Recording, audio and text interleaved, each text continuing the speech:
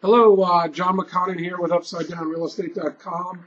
I am an attorney and a real estate broker actively engaged in short sales and loan workouts. And today we're recording a series of videos from my website, again at UpsideDownRealEstate.com. And this video is going to be a quick video. We've recorded some long ones in the past. I don't think there's a fact that we're going to do a quick rundown of the anti-deficiency protections in California. CCP 580B, CCP 580D, and CCP 726 are your big ones. 580B, let's say that you want to definitely pay attention to this. If these are your original loans and you moved into the house at the time of your purchase, probably may even want it to be your principal residence. Now, let's not confuse the tax laws with the deficiency laws, but we're just talking about when you read the tax law, when you read the case law, you want to see if you fit into 580B. There's a whole bunch of laws.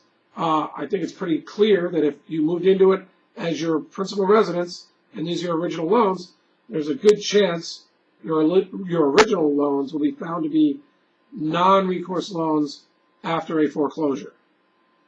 Some banks have argued that a HELOC can't necessarily be a 580B loan. I don't buy the argument, but you should be aware of the issue.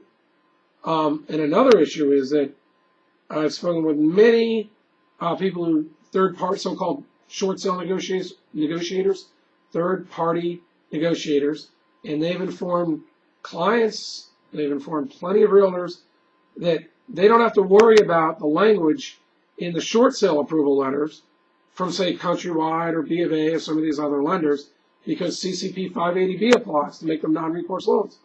I've asked them multiple times. I've blogged about this all over on some prominent websites. I've asked for one person to show us where the case law is that says 580B applies to short sales. It does say sales in the statute, but when you look up that word in the case law, they talk about judicial sales and non-judicial sales.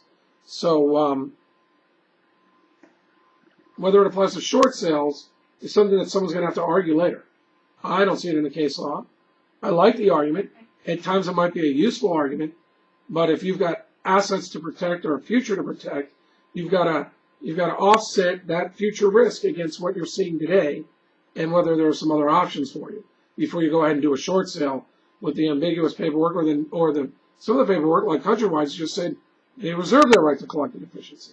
So the question then is, how is this contract that you're agreeing to going to overrule a statute that on its face, that in the case law seems to apply to judicial sales and non-judicial sales?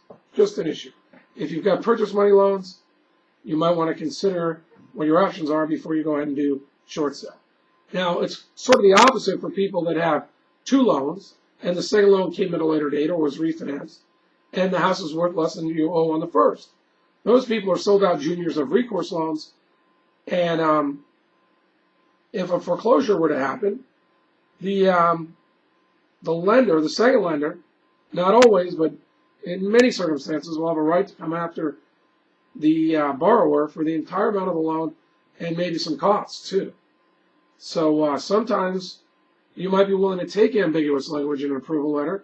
You might even be willing to contribute a chunk of money to get out of that exposure to the entire amount of the loan after a foreclosure.